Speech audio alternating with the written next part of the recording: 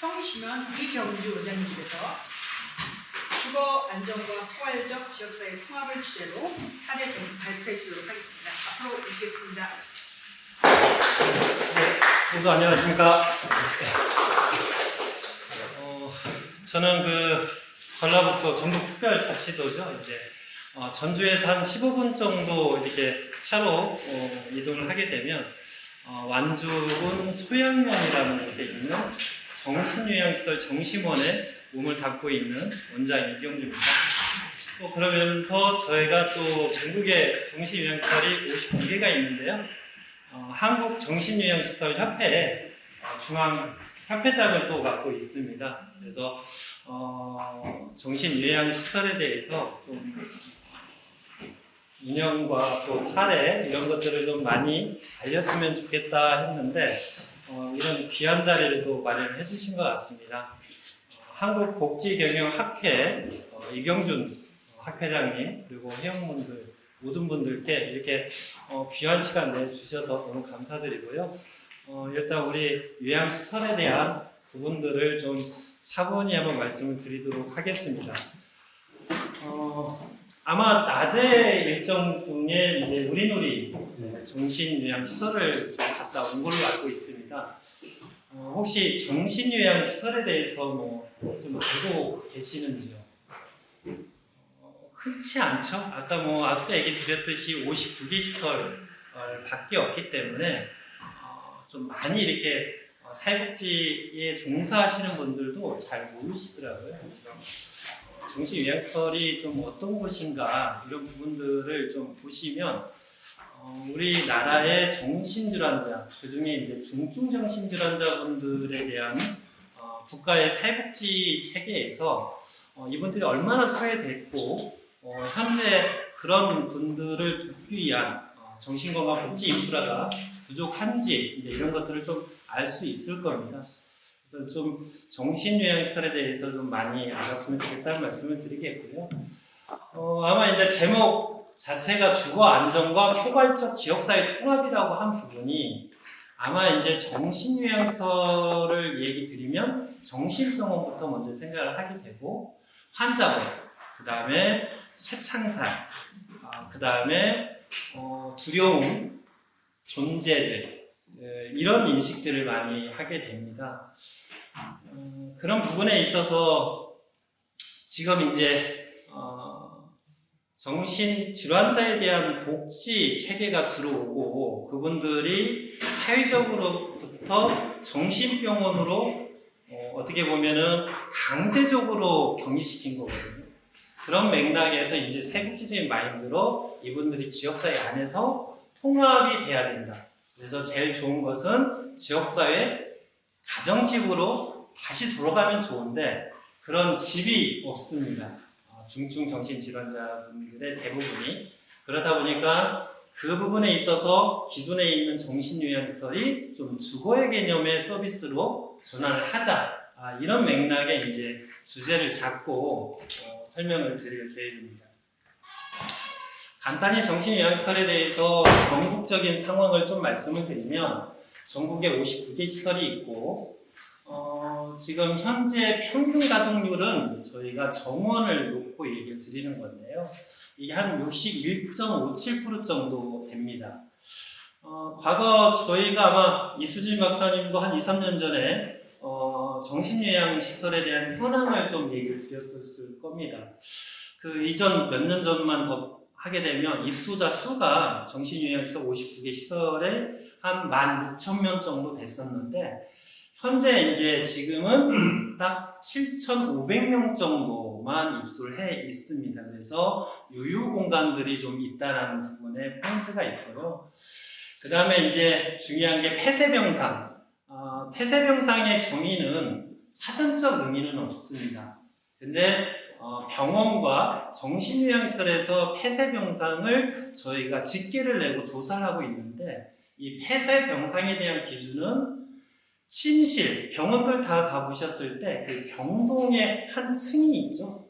거기에서 출입구 문을 기준으로 해서 자유롭게 환자가 나갈 수 있느냐 아니면 통제가 돼서 직원의 도움을 받고 출입이 가능하느냐. 그래서 출입을 타인에 의해서 가능하는 곳을 폐쇄병상이라고 저희가 정의를 하고 있습니다. 그래서 59개 정신요양시설의 폐쇄병상이 저희가 71% 정도 그래서 되어 있는데, 아마 오늘 우리 갔다 오셨는데 거기도 직계상으로는 100%가 지금 폐쇄병상으로 운영을 하고 있죠. 그 다음에 자입소 비율 부분입니다. 여기에서 자입소 비율은 왜 중요한 부분이냐면 조금은 가볍게 좀 이슈를 좀 얘기를 드리면, 과거에 뉴스에 한 번쯤 접하셨을 겁니다. 그 와이프가 신랑을 정신병원에 입원시킨 거죠. 그리고 수년간 강제적으로 입원을 시키고 있었고, 그 신랑분의 재산을 다 본인과 다른 쪽으로 다 빼돌린 거죠. 근데 알고 봤더니 이분이 정신병이 없는 거죠. 그래서 대체적으로 그런 사례가 남편을 그렇게 한 경우도 있고 여성 와이프를 그런 경우도 많이 있고요. 이게 이제 전국적으로 상당히 정신병원과 요양시설에 그런 부분들이 악용됐던 사례가 많습니다. 그래서 그때 당시에 보호자 입원이 줄을 이뤘죠. 한 90% 정도.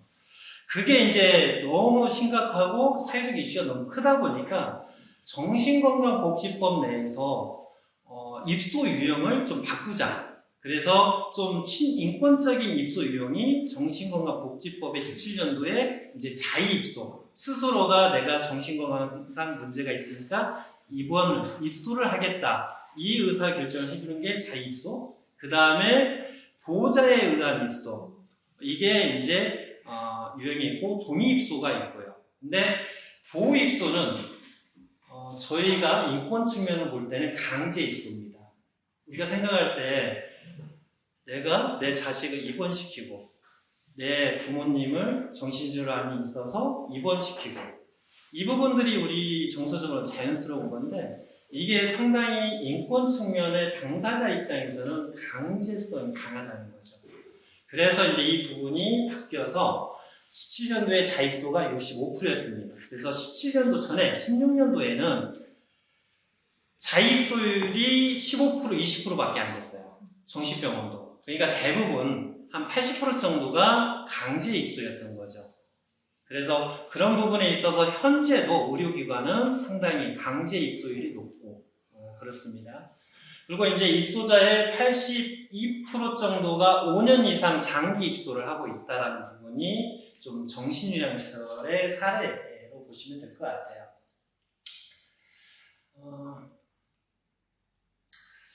정신요양시설에 대한 좀 그 과거 형태를 좀 볼 필요는 있는데, 아까 폐쇄병상이 있었고 그 다음에 강제 입소가 있었잖아요. 정신병원처럼. 그러니까 아마 우리 정심원만 해도 제가 몸담고 있는 시설이 제가 2016년도에 입사를 했고 그때 당시에 사국장이었습니다. 그러니까 이제 19년 차가 되는데 한 4년 전, 5년 전까지만 해도 오전에 1시간 개방, 이게 남자 입소자, 여자 입소자가 있으니까 남자 입소자 1시간 개방하고 이분들은 들어가고, 여자 입소자가 마당에 나오셔서 있는 게 개방 오전, 오후에 1시간 반씩 나눠서, 그러니까 상당히 폐쇄적으로 운영을 하는 형태를 띄었습니다. 이게 이제 전국적인 정신요양시설의 형태였던 거죠. 근데 이제 여기에서 신경 써 주셔야 되는 부분은 뭐냐면, 우리가 노인요양시설은 목적이 어르신들의 치매, 그 다음에 그분들의 보호자가 간병이라든가 그 역할을 못하고 있기 때문에 좀 중증이시고 모시기 어려울 때 모시고 좀 전문가분들이 그분들을 케어하고 도와주는 게 목적이잖아요. 근데 정신요양시설은 좀 생각을 해봐야 되는 지점이 있었던 거예요. 그때 당시에 보면 이분들은 신체적인 부분들은 크게 문제는 없는데 정신과적인 증상, 정신적인 문제점으로 인해서 거동은 다 가능한데 이분들을 요양시설이 어떤 부분으로 케어를 해야 되는지 그 목적성이 좀 명확하지 않았습니다. 그러니까 결국에 따지면 정신병원과 아마 정신병원이 제일 1차적인 부분인데 어떤 부분이냐면 정신요양시설이 파생된 근본적 원인은 지역사회 내에서 정신질환자에 대한 이상행동을 사회적 방위 개념으로 해서 격리시켜버린 겁니다. 그게 치료라는 목적으로. 근데 중증화가 되고 만성이 되면 치료율은 1%밖에 안 됩니다. 그래서 정신병원에 모셨는데 계속 정신병원은 의사가 있고 간호사가 있고 뭔가 처치하고 해야 되잖아요. 근데 급성기가 지났는데 이분들이 계속 정신병원에 모실 수가 없으니까 요양시설로 집으로는 못 보내겠고 가족분들이 모시지 않고 있으니까 요양시설에 나는 중간 다리를 만들어 놓고 거기다 모셔놓고 사회적으로 격리시킨 거죠. 그러면 이제 요양시설에서는 그러면 노인 어르신들처럼 저희가 어떤 처치나 케어나 아니면 일상을 이 건물 안에서만 저희가 해줄 수 있는 목적과 목표가 있었어야 되는데 아까 정신질환자분들은 정신과적 증상만을 모니터링하고 지역사회로 나가는 것들을 차단하고 이 역할에만 이제 병원에서 파생된 거죠. 그래서 상당히 좀 격리적이고 상당히 좀 폐쇄적인 형태로 운영이 이제 과거에는 연설이 좀 됐었습니다. 근데 이제 이 부분들이 지금 현재는 59의 정신요양시설이 좀 개방화하자. 그 다음에 지역사회로 통합을 시키고 활동하는 형태로 가자. 이제 이런 형태의 전환점을 저희가 찾게 된 부분입니다. 그래서 이제 거주시설로 탈시설에 대한 주요 개념을 저희는 탈시설을 하게 되면 지역사회에서 가정집으로 돌아가시고 거기에서 사셔야 되는데 주거나 거주에 대한 공간들이 대부분 없다 보니까 정심원이라는 그 대규모 시설을 좀 기능적으로 소규모화를 좀이라도 구현을 하자. 가정집 분위기로. 그 유니트화하는 형태로 이제 바꾼 거죠.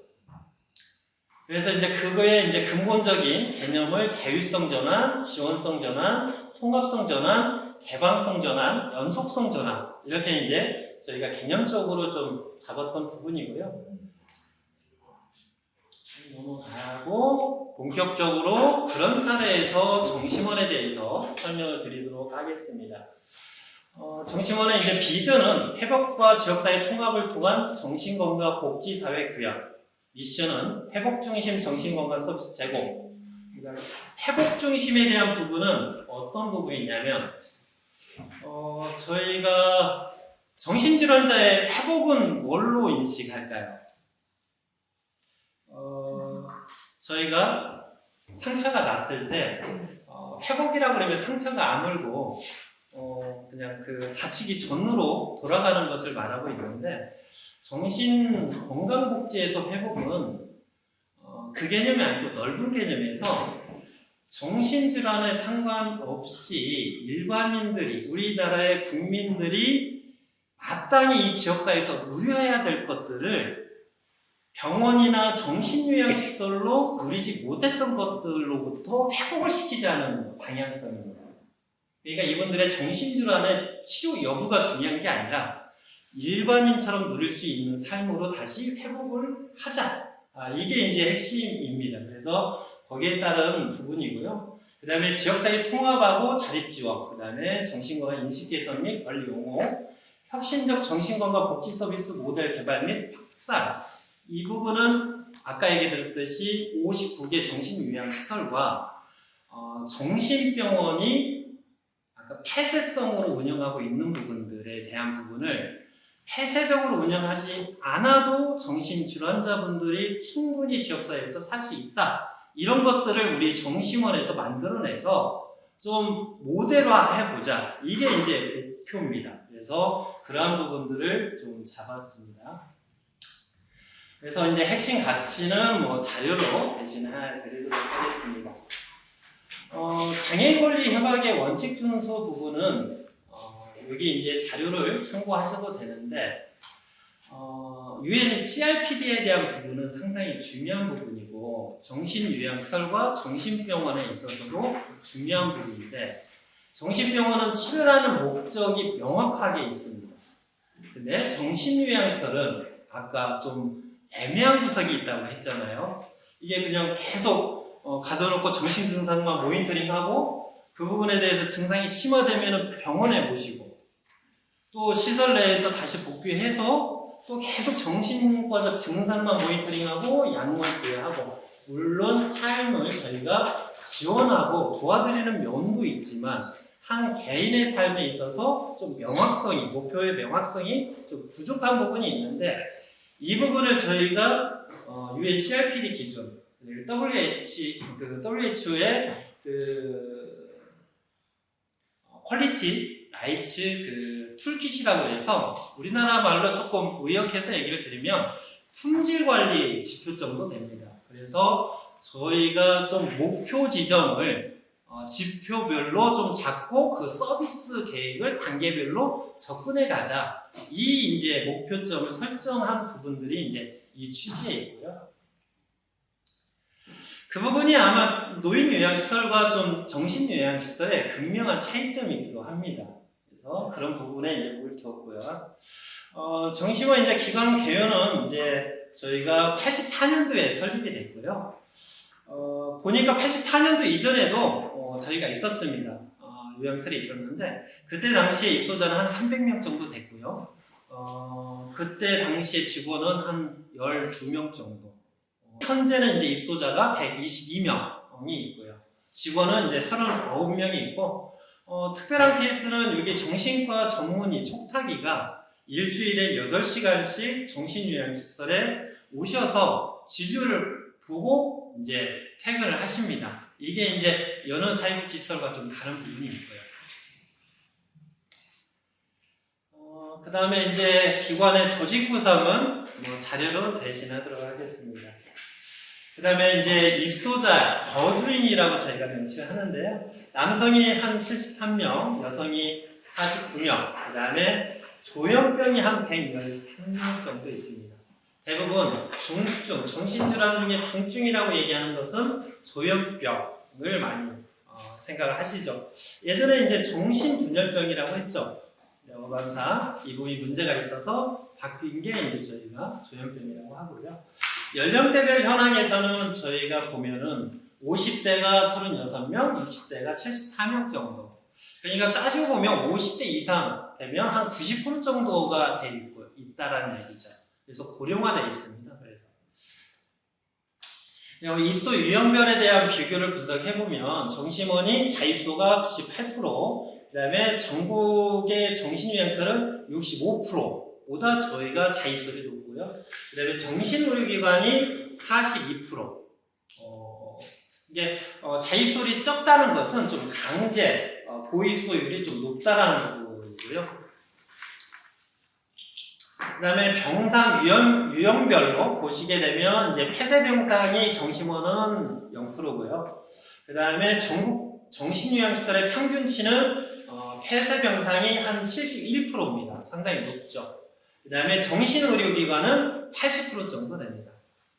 그래서 우리 정심원이 가지고 있는 이제 좀 지역사회 거주 기능으로서는 이 부분이 왜 중요하냐면 무조건 이제 단어상 폐쇄병상, 개방병상이 많다 이 표현이 맞는 건 아니고요. 이분들이 이 정심원이라는 정신요양시설 외부 울타리 밖으로 지역사회로 자유롭게 외출할 수 있는 것이 시간이 얼마나 되느냐거든요. 저희 정심원은 이제 오전 6시 30분부터 밤 10시까지는 울타리 밖에까지 거동이 가능하고요.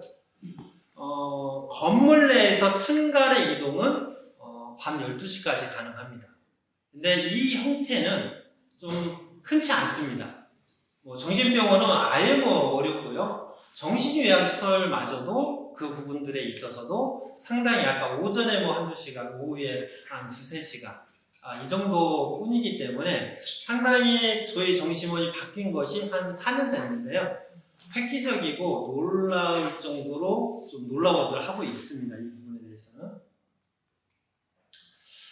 그 다음에 이제 유닛형 생활관이라고 하는 부분의 정의는 이렇습니다.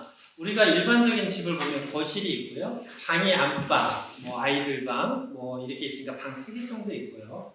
물론 이제 뭐 방이 하나 있는 분도 있겠지만, 그 다음에 주방이 있고요. 화장실이 있죠. 불 켜는 거고, TV 보는 거고. 이게 상당히 인권적인 문제가 있는 거죠. 그래서 이 부분에 대한 인력 문제 해결이 되지 않고 있기 때문에 이 문제를 저희가 해소하기 위해서 IoT를 직접 다 설치를 한 거죠. 그래서 조명이라든가 출입문이라든가 이런 것들이 자동화될 수 있게끔 이런 것들로 통해서 그분들이 인권에 침해되는 것들을 좀 최소화했다는 부분들을 좀 말씀을 드린 거고요. 증명하고 싶었던 부분은 프로그램들이 이제 다양하게 있는데 이 프로그램이 대체적으로 노인 요양시설도 그렇지만 정신요양시설이 시설 내에 있는 데서 프로그램을 운영하고 있어요. 그 얘기는 뭐냐면 제가 직원들한테 똑같이 하는 얘기입니다.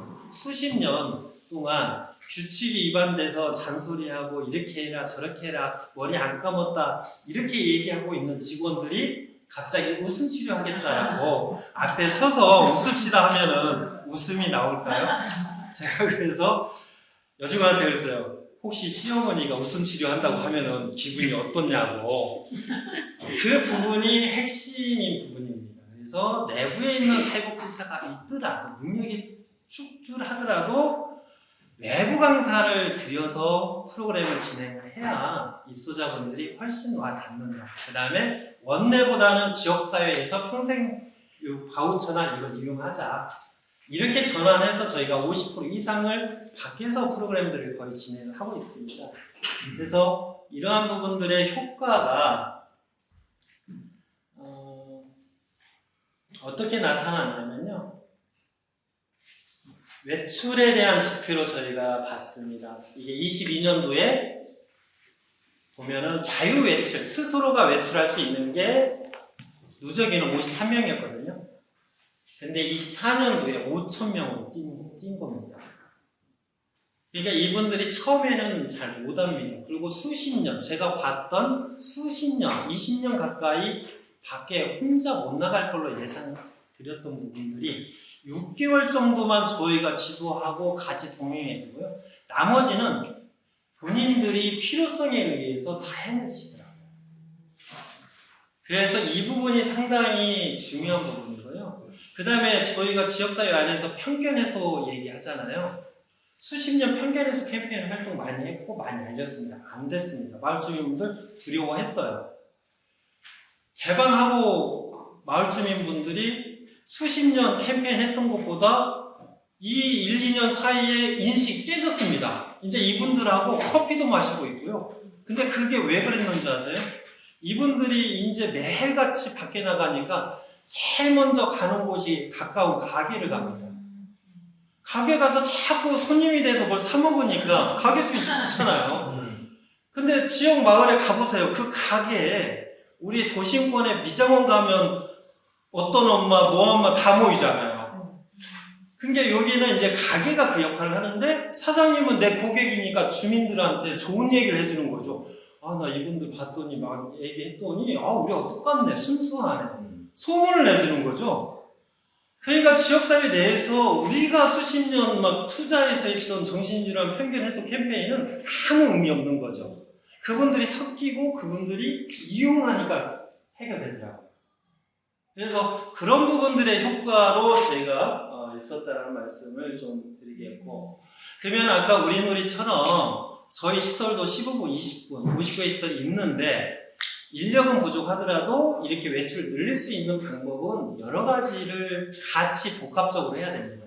이게 이제 확대된 개방 시간, 자유로워야 될 거고, 신청 즉시 외출제하고 저희는 자유입소가 100% 자유입소해야 되고, 가족분들이 무조건 외출을 동의해 주셔야 입소가 가능합니다. 그렇지 않으면 받지 않습니다. 저희는. 그래서 이게 만족해야만이 제도보다 저희가 더 입소를 탄탄하게 잡았고요. 그 다음에 타요타요 서비스는 저희 34인승 버스입니다. 그래서 그날에 주차장에 차를 대고 타신 다음에 그 버스 안에서 어디 가실지 의견 물어서 장소 정합니다. 일주일에. 그 다음에 정기적인 시내 주행을 하고 있는 이제 그 승합차. 그 다음에 외출자 출입 전용 카드는 왜 중요하냐면 울타리 밖에 출입문이 있잖아요. 거기는 닫아놓을 수밖에 없잖아요. 근데 직원분한테 나 외출한다고 문 열면 눈빛이 좋지 않습니다. 바쁘니까. 그러니까 사람인지라 그분들이 순수하니까 외출을 줄이게 되는데 이분들한테 그냥 전용 카드를 드려요. 그렇게 드리니까 이제 목에 걸고 지역사회 돌고 아주 막 보람되게 이제 자부심 있게 TV 보면은 뭐 대기업 다니는 분들 카드 있잖아요. 그 정도로 자긍심을 가지고 다니시더라고요. 그래서 그런 것들이 돼야 되고 용돈, 체크카드 우리 입소자분 중에 억대도 가지신 분이 있어요. 그래서 이 부분도 조금 테크닉이 좀 필요한데요. 그렇게 이제 용돈 통장이 따로 만들어져서 원 통장 몇 억이 있는 통장을 놔두고 이분의 능력에 따라서 매월 5만 원씩 이체되는 용돈하고 거기에서 체크카드를 만들어 드리면 큰 사고가 나지 않는 거죠. 이제 이런 식의 이제 방법이 있고요. 그다음에 휴대폰 보급화 아주 중요합니다. 이 부분은 정신병원이나 인권 침해 사례 많이 보죠. 맞았다, 뭐 했다, 놀죠. 근데도요, 휴대폰이 보급되고 있어서 보급된 이후에 계엄이 안 됩니다. 이게 쿠데타가 안 됩니다. 왜? 아이들이, 군 장병들이 훈련 아닌데 밤에 이동하면 엄마한테 연락을 한대요. 나 오늘 밤에 어디 간다고. 그럼 벌써 이제 정보가 빠지듯이 요양시설도 병원도 휴대폰 보급이 돼서 이분들이 침해되면 신고할 수 있고 알릴 수 있는 형태가 돼야 된다는 거죠. 그런 부분들이 있고요. 그리고 제일 중요했던 부분이 외출하고 그냥 서울로 가신 분이 있어요, 전주에서. 근데 우리가 뭐 GPS 다뤄드리고 뭐 했는데 안 돼요. 다 버려버리니까. 근데 휴대폰은 자기가 돈 주고 샀잖아요. 비싸잖아요. 가지고 가셨는데 꺼놓으셨더라고요. 근데 신고하니까 어디 모텔에 있는지 다 알려주더라고요. 다 찾을 수 있습니다. 그래서 휴대폰 보급화 아주 중요하고요. 그 다음에 이제 클럽하우스는 저희가 이제 여러 가지 이제 하는 테크닉한 부분이고요. 제가 너무 시간 조절 못했지만 끝으로 해외 사례를 좀 얘기만 드리도록 하겠습니다. 지금 현재 우리나라는 완전히 정신건강복지 패러다임이 완전히 바뀌고 있습니다. 정신 쪽만 그런 게 아니라 26년도 4월부터 내년 4월부터는 통합돌봄 서비스를 하죠. 노인, 그다음에 이제 아동. 거기에 이제 부분에 있어서 개인 예산제, 어린이집처럼 시설에 돈을 주는 게 아니라 이제 가족 당사자한테 바우처를 주는 개인 예산제 개념. 그 다음에 법이 그간에 수십 년 요구했던 것 중에 통과된 것이 장애인 자립지원법. 그 다음에 뭐 여러 가지 이제 통합돌봄 지원도 다 이게 연동이 되는 건데요. 쉽게 얘기해서 이제 지역사회에서 모셔야 됩니다. 이런 그 흐름 속에서 우리가 복지에 대한 서비스에 대한 전환점을 여기서 잘 생각을 해야 되는 시점이에요. 어떤 얘기냐면 이게 통합돌봄의 큰 슬로건은 지역에서 어르신을, 장애인을, 아동을 모시자고 하는 거잖아요. 근데 우리가 걱정하는 부분은 뭐가 있냐면 그렇게 되는 것을 우리는 원하고 있습니다. 하지만 핵심의 문제점은 재정은 한정되어 있다는 거예요. 건보료, 재정은 건보료나 그쪽에서 갖다 쓰셔야 되거든요.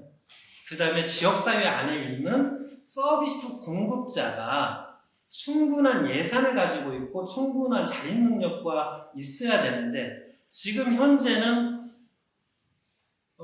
지금 맞돌처럼 어르신 이렇게 있으면 집에 가서 서비스를 해주시잖아요. 그러면 그 부분을 따놓고 다른 일을 해주죠. 뭐 밭을 맨다든가 이렇게 가거든요. 이게 개인 사업자가 많아집니다.